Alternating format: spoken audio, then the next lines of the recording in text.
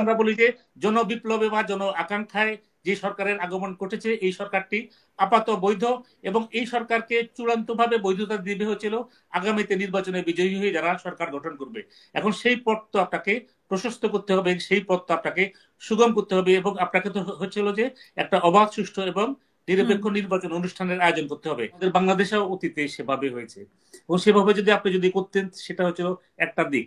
সেভাবে যেহেতু আপনি করেন নাই, এখন মাঝ পথে এসে আপনি বলছেন যে আপনি ঘোষণাপত্র দিবেন। এখন আপনি যদি ঘোষণাপত্র দিতে হয়, এখানে কিন্তু জাতীয় ঐক্যমতের প্রয়োজন। জাতীয় ঐক্যমত ছাড়া আপনি কোনো ঘোষণাপত্র দেন, তাহলে কিন্তু দেশে একটা অরাজকতা দেখা দিবে, বা দেশে একটা হচ্ছিল বিশৃঙ্খলা দেখা দিবে। তাদের পছন্দের লোককে তারা তাদের যে মন্ত্রিসভায় ঠাঁই দিয়েছেন, এবং বর্তমানেও আমরা দেখেছি যে উপদেষ্টা পরিষদে যাদের ঠাঁই ঘটেছে, এটা যদি হচ্ছিল তাদের যে মানে আপনি যদি সৎ, দক্ষ, যোগ্য ব্যক্তিকে যদি আপনি ঠাঁই দিতেন, তাহলে কিন্তু আজকে যে এই উপদেষ্টা পরিষদ গঠন পরবর্তীত 5 মাসের অধিক সময় আপনার অতিক্রান্ত হয়েছে, কিন্তু আমরা তো তাদের তেমন যে আশানুরূপ সাফল্য তো আমরা দেখতে পাচ্ছি না। এই সরকারটা হচ্ছে হলো যে, অর্থাৎ হচ্ছে হলো যে, যদিও এই সরকার সংবিধানের অধীনে তারা শপথ গ্রহণ করেছেন এবং সুপ্রিম কোর্ট থেকে একটা রেফারেন্স নেওয়া হয়েছে, কিন্তু এই সরকারের যে সামগ্রিক কার্যক্রম, এটা যদি আগামীতে যারা নির্বাচনে বিজয়ী হয়ে সরকার গঠন করবেন, তারা যদি এই সরকারের সামগ্রিক কার্যক্রম যদি অনুমোদন যদি না করেন, তাহলে এই সরকারকে আমরা কিন্তু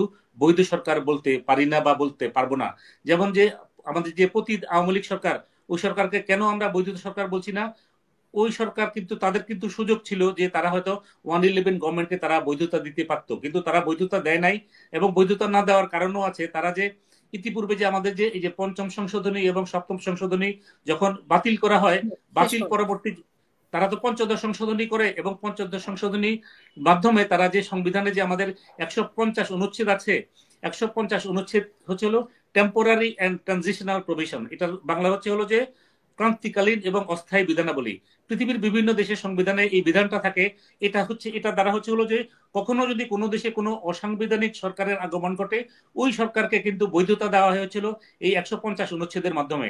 তো আমাদের পতীত সরকার তারা কি করলো, এই পঞ্চদশ সংশোধনীর মাধ্যমে 150 অনুচ্ছেদের যে আপনার এটাকে বলা হয়েছিল যে এই ক্রান্তিকালীন এবং সময়, এই ক্রান্তিকালীন সময়কে তারা নির্দিষ্ট করে দিয়ে বলল যে 1971 সালের 26শে মার্চ থেকে 1972 সালের 16ই ডিসেম্বর, অর্থাৎ বাংলাদেশের সংবিধান কার্যকর হওয়া পর্যন্ত এই পিরিয়ডটা হচ্ছিল ক্রান্তিকালীন এবং অস্থায়ী পিরিয়ড। এর বাইরের বিয়ন্ড কোন পিরিয়ডকে তারা ক্রান্তিকালীন এবং অস্থায়ী পিরিয়ড হিসেবে তারা সংবিধান থেকে বের করে দিল, এবং বললো যে ক্রান্তিকালীন এবং অস্থায়ী পিরিয়ড এটা হবে না। তো পৃথিবীর ধরেন আমাদের যে বাংলাদেশ, এখন একটা অসাংবিধানিক শাসন আসতে পারে, আর এই ধরনের বিধান করে আপনি ভবিষ্যতের যারা ক্ষমতাসীন হবে, বা ভবিষ্যতে যারা রাষ্ট্র ক্ষমতা পরিচালনা করবে, বা ভবিষ্যতে যারা জনগণের ভোটে নির্বাচিত হয়ে সরকার গঠন করবে, তাদের আপনি কার্যক্রমকে বা তাদের ক্ষমতাকে তো আপনি সীমিত করে দিতে পারেন না, যেটা হচ্ছিল আওয়ামী লীগ সরকার করেছে যে পঞ্চদশ সংশোধনীর মাধ্যমে। তো আমাদের পঞ্চদশ সংশোধনী এখন পঞ্চদশ সংশোধনের কতিপয় বিধান আমাদের উচ্চ আদালত সেটা বাতিল করেছে। এখন উচ্চ আদালত বাতিল করলেও যতক্ষণ পর্যন্ত না সংসদ কর্তৃক এগুলো বাতিল না হচ্ছে, ততক্ষণ পর্যন্ত এটা বলা যাবে না এগুলো চূড়ান্ত ভাবে বাতিল হয়েছে।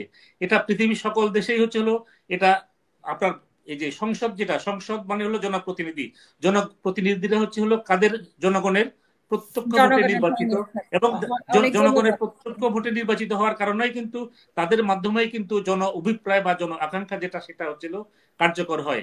তো এখন যারা অন্তর্বর্তী সরকারে আছেন, ওনারা ওনাদের যে কার্যক্রম বা যে আমাদের যে ছাত্র প্রতিনিধি বা বৈষম্য বিরোধী ছাত্র আন্দোলনের সাথে যারা সম্পৃক্ত, তারা যে এখন যে প্রোক্লামেশনের কথা বা ঘোষণাপত্রের কথা বলছেন, প্রোক্লামেশন বা ঘোষণাপত্রের অবস্থান হচ্ছিল সংবিধানের উচ্চে। কখন সংবিধানের উচ্চে? আপনি যদি সংবিধানকে স্থগিত করেন বা সংবিধানকে যদি আপনি বাতিল করেন, তাহলে এখন আমাদের তো সংবিধান স্থগিত করা হয় নাই, সংবিধান হচ্ছিল বাতিলও করা হয় নাই, তাহলে হচ্ছিল সংবিধান বিদ্যমান আছে, এবং সংবিধান যতক্ষণ বিদ্যমান আছে আপনাকে কিন্তু সংবিধানের বিধিবিধান আপনাকে মেনে চলতে হবে। এবং সংবিধানের বিধিবিধান যদি না মানেন, তাহলে আপনার সেক্ষেত্রে কিন্তু আপনি সংবিধান লঙ্ঘনের অভিযোগে অভিযুক্ত হবেন, এবং আপনাকে অবশ্যই বিবেচনায় নিতে হবে রাষ্ট্র তো ঝুঁকির মধ্যে পড়বে।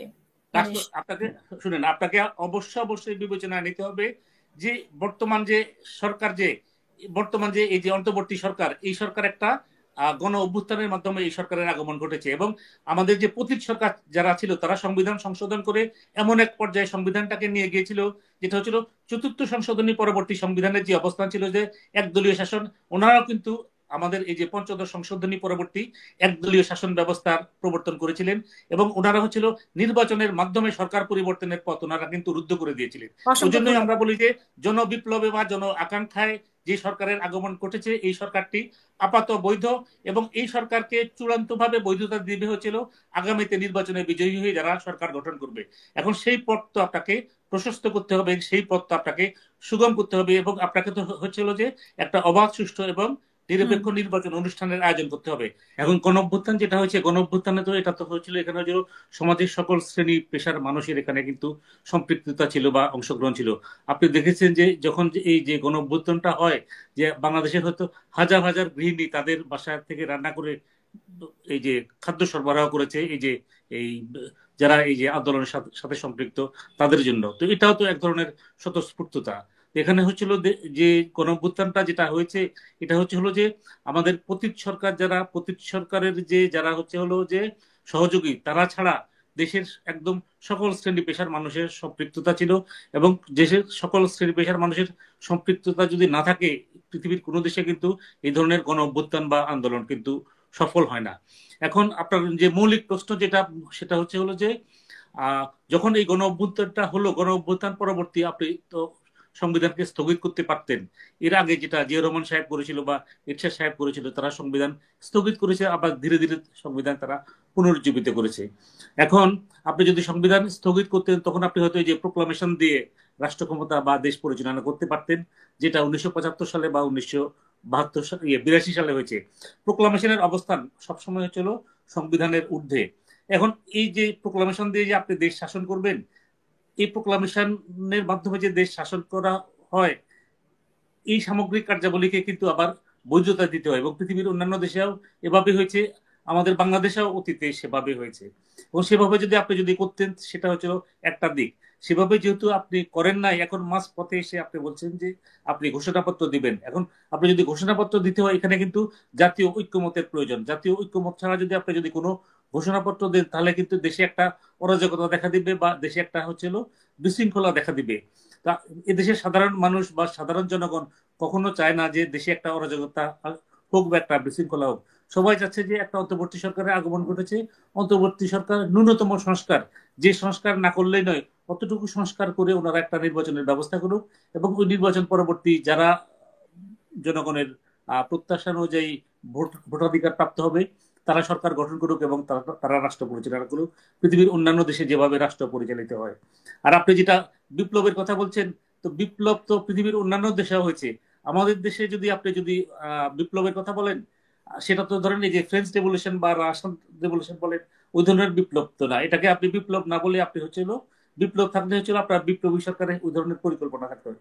এটাকে আপনি গণ অভ্যুত্থান বলতে পারেন। গণ অভ্যুত্থান হয়েছে এবং গণ অভ্যুত্থান পরবর্তী একটা অন্তর্বর্তী সরকারের আগমন ঘটেছে এবং এই অন্তর্বর্তী সরকারও আমরা দেখলাম যে বিভিন্ন ধরনের এলিমেন্ট, বিভিন্ন ধরনের ব্যক্তিবর্গের ঠাঁই ঘটেছে এই অন্তর্বর্তী সরকারের মধ্যে।